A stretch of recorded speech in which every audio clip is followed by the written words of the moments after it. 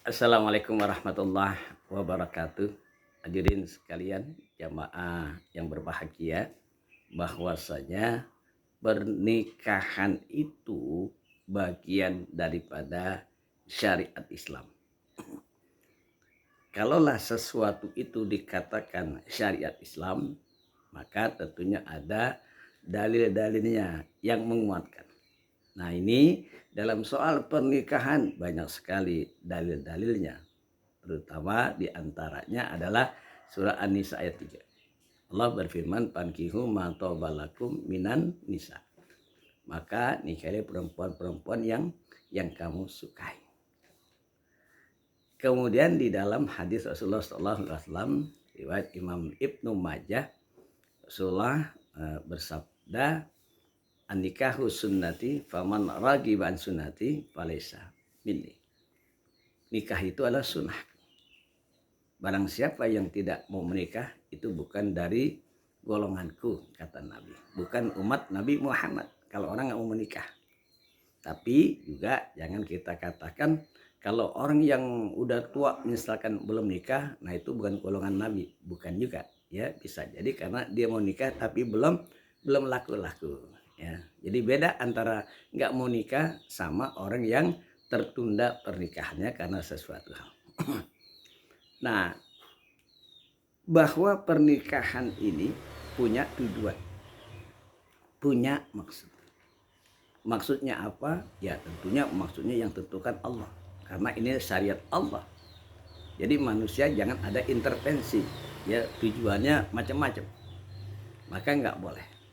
Jadi tujuan daripada pernikahan itu jelas Allah tegaskan litaskunu ilaiha wa ja'ala bainakum mawaddata warahmah. Agar kamu cenderung dan merasa tentram bersamanya dengan dijadikan di antara kamu rasa cinta dan rasa kasih sayang.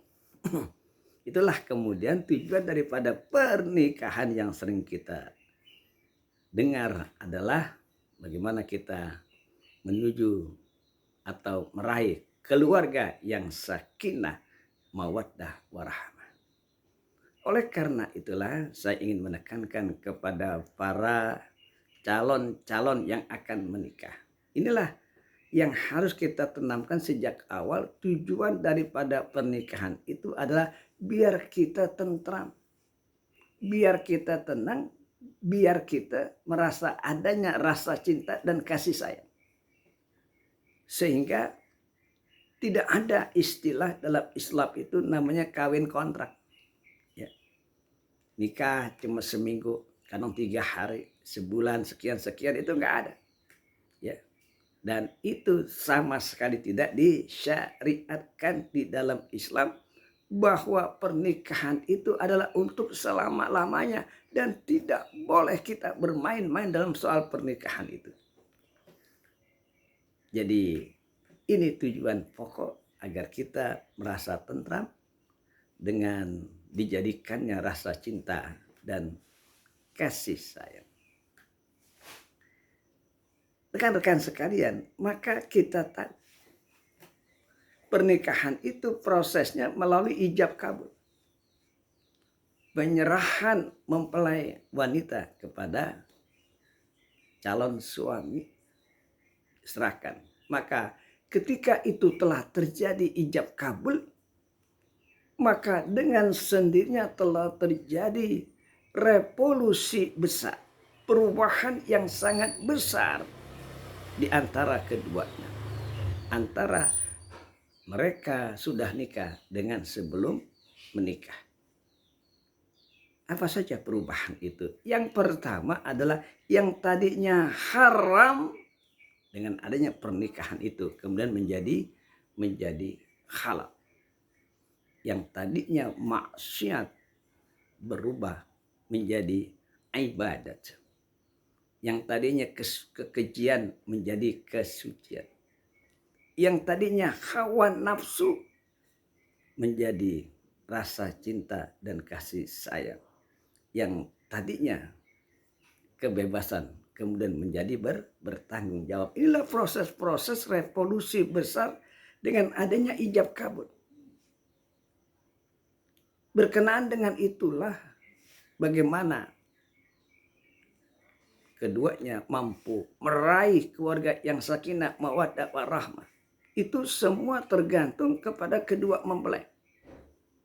Sedangkan orang tua, ya, keluarga besar yang hadir, tamu-tamu, teman dan kerabat cuma mampu mendoakan saja, semoga itu bisa diraih. Tetapi teknisnya, pelaksanaannya itu tergantung kepada kedua mempelai itu. Apakah mampu meraih sakinah, mawaddah, warahmah atau tidak, kembali kepada kedua mempelai. Hadirin sekalian, khususnya kepada kedua mempelai, kalaulah itu yang ingin kita tuju, kalaulah itu yang ingin kita capai, maka ada pesan Nabi untuk mempelai laki-lakinya. Apa kata Nabi? Nabi mengingatkan sekaligus mengajari, ittaqullaha fin nisa wa innakum hatumuhunna bi amanatillah wastahlaltum bi kalimatillah wastahlaltum furujahunna bi kalimatillah walahunna kiswatuna furujahunna bil ma'ruf. Jadi kata Nabi, takutlah kamu kepada Allah dalam masalah wanita, dalam hal inilah istri, ya. Karena engkau telah mengambilnya itu sebagai amanah. Amanah, ya, yang perlu dijaga, yang perlu dibina, yang perlu dirawat sedemikian rupa agar kita tidak berkhianat kepada Allah. Kemudian kamu telah menghalalkannya dengan kalimat Allah.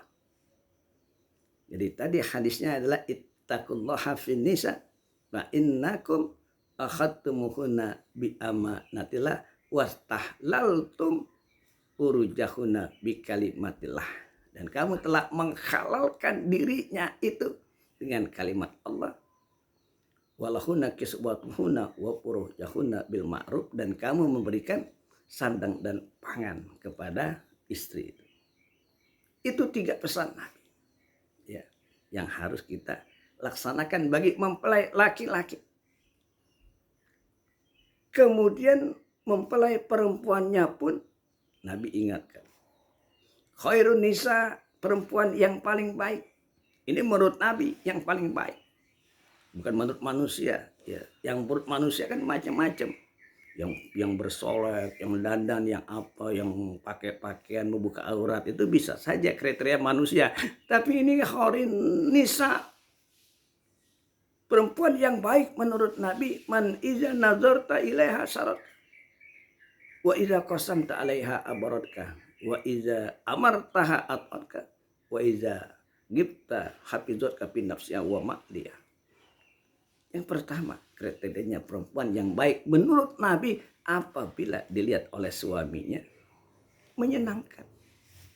Jadi pandai-pandailah seorang istri itu ketika suami akan berangkat kerja atau berangkat dagang atau keluar rumah, dandan biar enak dilihatnya, biar sedap, ya.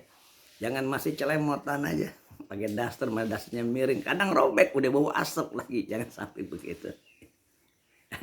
Lalu nanti pulangnya gitu juga, ya, sama cium tangan suami, nah, menyenangkan hati suaminya.